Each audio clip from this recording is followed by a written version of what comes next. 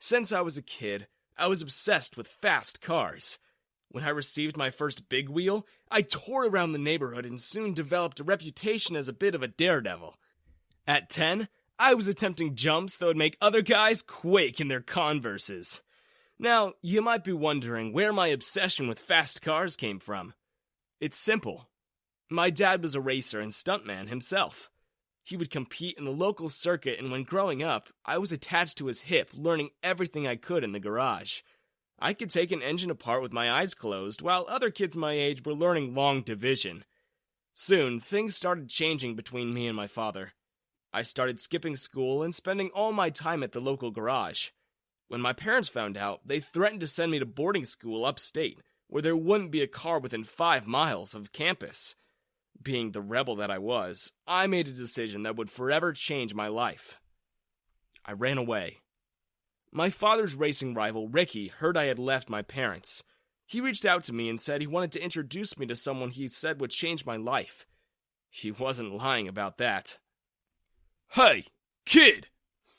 I want you to meet my brother, Jason. Unlike your dad, he's going to take an actual interest in your racing career and get you the financing to get you going. You wanted a family, and you got one." Having lost all the support I had from my father, I felt all alone and helpless. There was no way I wasn't going to accept his offer. So I did. I had no other choice. When I first met Jason, I should have known that he was the shadiest of shady characters. His garage was filled with chopped-up cars, and there was something dubious about him. Without my dad's help and money, I had no shot of being the racer that I knew I was destined to be, so I had no time to overanalyze the situation. I needed to drive, and if driving for a ruthless gang was all I could do, then that's what I would do. It wasn't long before Jason and his crew started to realize exactly how good of a driver I was. One day, while driving Jason to a meeting, I looked through the rearview mirror and immediately realized we were being followed. First by one car, then 2, then a third. All of them identical. I floored it and whipped down an alley. I knew these streets like the back of my hand after studying map after map as a child, dreaming of the day I could get my own car. The rival gang stood no chance with me behind the wheel. I could tell that Jason was surprised to witness my driving skills. As soon as I drove us to safety, he called his boss, and before I knew it, I was the head driver for one of the biggest gangs in the state. I was the man for anything that needed to be moved across the city quickly. It wasn't exactly racing, but I was behind the wheel of a car. Fast ones at that. And that was close enough to quench my thirst for racing. I was also starting to feel like the gang was becoming my new family. After cutting off all contact with my dad and leaving my old life behind, I started feeling lonely and miserable. The gang made me feel like I belonged to a new family. They appreciated me and my talent. Their support was enough for me to accept their offer. My reputation around town was starting to precede me, and that's when I met Jessica. Jessica was unlike any other girl that I had met. She was not only incredibly gorgeous, but also smart and talented. She was from the side of town I wasn't supposed to be on, but like a magnet, I was drawn to her. She was a car nerd just like me, but her specialty was stealing them. And she was good. Between her technical savvy and her good looks, she could steal a car from right in front of a guy's nose without them missing it. We were a perfect match. One night, I was called into Jason's office. He had a job and a proposal. "I need you to deliver a package across town. If you get it there safely, then I'll finally fund this little racing dream you have." Jason knew the exact words that would motivate me to take on a job as dangerous as this. With this job, it was expected that I would be chased both by the rival gang and the police. The cops, without a doubt, had a tip that my gang was moving something and that I would be the driver. Only an exceptionally skilled driver like me could defeat them. But even so, I didn't fully trust myself. I was a great driver, but I wasn't invincible. I was also torn because, after months of not talking to me, my father had reached out recently and told me that he would be competing in his last race, which was supposed to take place that same night. It was such an important day for him, and if I took the job, I wasn't going to be there. I had to make a decision. To this day, I'm haunted by my choice. I took the job. Just as I was about to peel out into the dangerous city with an unknown cargo, my father called me. Of course, I didn't pick up, so his message went to voicemail. That would be the last voicemail that I would ever get from him. It wasn't long before I was zipping through side and back streets. I soon spotted the patrolling cars. I can't even tell you how many there were. They were appearing everywhere, all of them looking for me. I had the cops right behind me, followed by 2 rival gangs right behind them. I dodged them as long as I could, but at some point, they got me. Being the best street racer in town only got me so far, and I ended up in a wreck with some questionable contents in my possession. Soon, one of my worst nightmares came true. I was going to jail.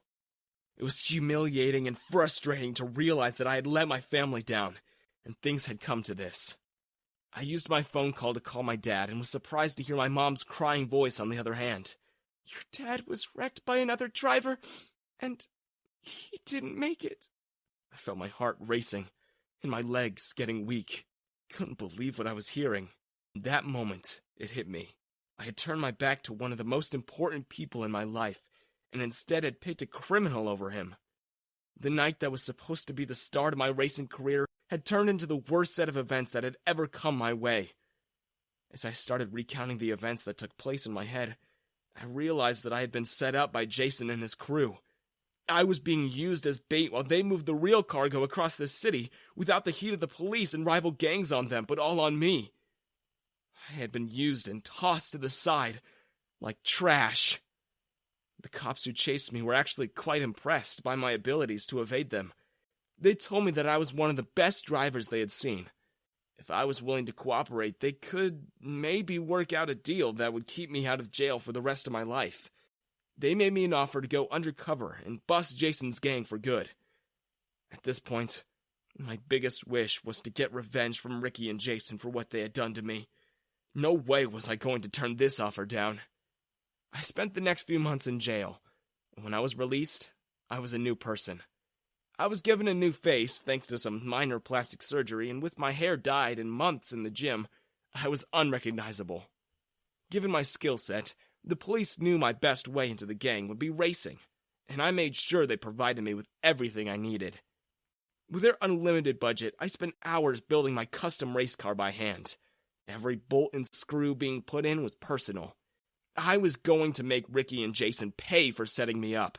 Using everything that my father had taught me, I built my dream custom car. My first meeting with Jason was a tense one, because I almost gave myself away without even intending to. "You know, you stand just like someone I used to know a while back. He and his dad were super unreliable, so we had to get rid of them and get a better caliber of a driver. He and his dad were super unreliable, so we had to get rid of them and get a better caliber of a driver." I could feel the anger building up in me, but I was also scared of getting caught. I had no idea what would happen to me if, in that moment, Jason realized that I was the man he had put in jail. He would probably put a gun against my head right there. Jason said, "Tell you what, kid. We'll give you a shot. We have a little test set up for you. You need to race my new #1 street racer. We'll see how good you really are." I didn't care. I would run anyone and anybody off the road to get revenge and finally get the life I always wanted.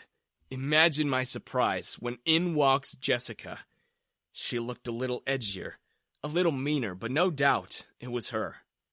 I wondered if she would recognize me, but she didn't. "Is this the loser who's going to risk his life trying to outrace me?" That was the bold Jessica I had fallen in love with. Just as I was about to get lost in her again, it suddenly dawned on me that she had also been roped into being Jason's lackey. In fact, she was in danger, and would probably end up in my predicament if I didn't help her right away. I was going to have to use all my skills to keep Jessica out of prison. This made it even more important to keep my identity secret. If Jason found out, both Jessica and I would be ruined. For weeks, I tried to spend time with Jessica, using my new identity as cover. It was no use. As her new rival, she wanted nothing to do with me. In the meantime, my police handlers were starting to pressure me. I could tell that they were becoming suspicious that I wasn't pursuing the gang as feverishly as I should. They threatened to pull my future payout and take my new car if I didn't bring them a solid case to prosecute Ricky and his gang. I needed to play both sides here, and I needed to play them smart, but I was running out of time. In the meantime, I entered every illegal street race I could. I quickly needed to build street cred as a daredevil willing to do anything, and I did just that. I pushed my car and my life to the very edge in race after illegal race. I was an underground star, but no one knew my name. My MO was to cross the finish line and peel out before I could pick up my trophy. I couldn't be caught by the cops or by Jason and his gang. Trying to keep everything a secret made things even more difficult. A few times I got so close to being caught, but thankfully, I didn't. One day, as I was tuning my car up for a race that coming night, I had a visit from Jessica. She was on to me, and she wasn't afraid to say it to my face. "Did you really think I wouldn't be keeping tabs on my competition? It took me a few weeks to put it together, but I'd recognized your driving style anywhere. Give me one reason I shouldn't have Jason tear your head off. I can't admit who I am, but if you truly knew everything I know, then I'm sure you wouldn't want to work for Jason anymore. This is a dead-end job leading to a very bad place. Believe me, I can get you out of this life, but we can only do it if you trust me." She was contemplating what I had just told her. I couldn't tell whether she was going to blow my whole case or kiss me. In that moment, "What do you have in mind?" I had a plan to get us both out of this mess. I finally went back to my mother, and after convincing her I was actually her son, I was allowed back in my father's garage. With Jessica by my side, I spent weeks locked away working on her car. By the following afternoon, Jessica's car was ready for our big race. Now, we would have to put on a convincing acting performance to finally get us both away from Jason and this life. And I couldn't wait to finally get the revenge that I so badly craved. That night, I drove along the route and picked out the perfect spot for our escape.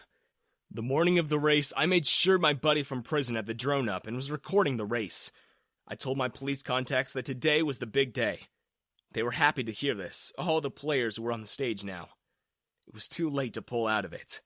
Whatever was about to happen was going to change my life as well as Jessica's. The race route was a winding road up the side of a steep canyon, and there were no guardrails to keep you from tumbling off the side. I could tell Jessica was nervous, but I knew if we stuck to my plan and raced in sync, we could pull this off. The race started, and Jessica and I gunned it up the hill. We carefully weaved in and out of each other, our tires barely missing the edge of the road. Hundreds of people cheered as Jessica and I flip-flopped the lead back and forth. I knew the drone footage that my buddy was taking had to look like something out of a movie.